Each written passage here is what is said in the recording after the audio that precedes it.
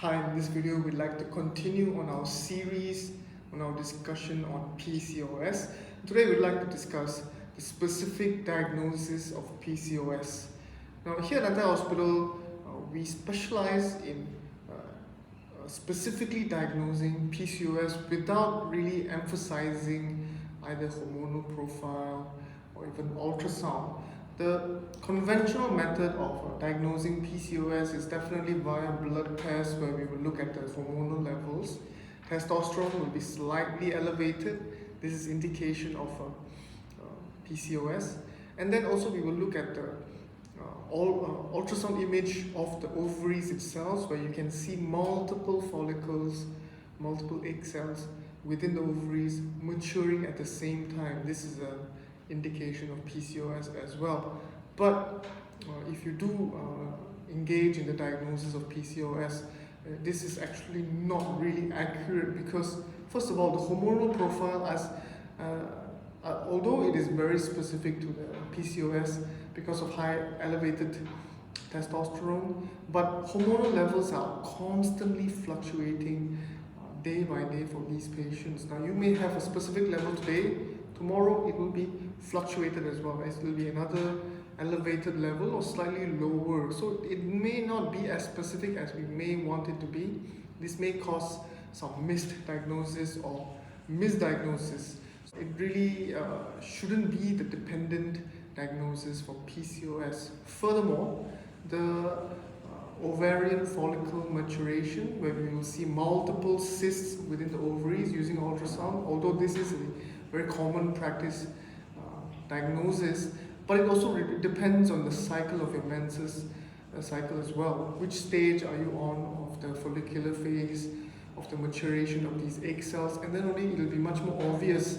So it really depends on that specific period where you get your tests done, both for the hormonal profile and ultrasound. If you do it any other stage, you might get a different reading, a different image, and then it may cause misdiagnosis. You may not be able to accurately assess the situation, and then the patient doesn't get her diagnosis, doesn't get her treatment.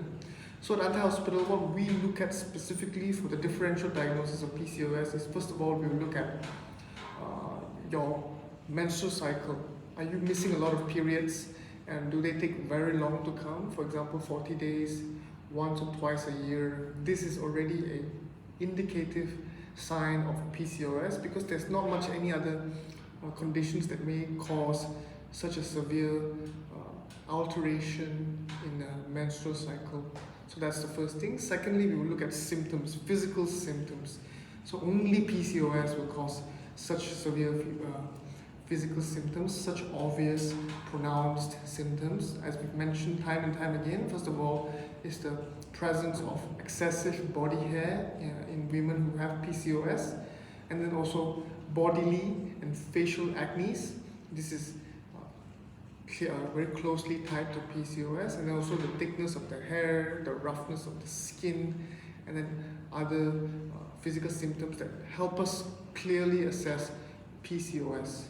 And then thirdly is that for patients who have PCOS, who don't know they have PCOS, usually have a medical history of having either multiple miscarriages or infertility. So they're unable to get pregnant over a long period of time. And even if they do get pregnant, the pregnancy will end in miscarriage. So with these three key factors that we assess, we look at for our patients, we can immediately assess that and also do the confirmation that it is in fact PCOS. We don't really need to engage in the ultrasound and also the hormonal profile, as it might lead to some different judgment and also misdiagnosis. Of course, if you want to do both, you can, but at Antai Hospital, with our experience, just looking at your medical history and your physical symptoms, it can already help us clearly identify the underlying condition.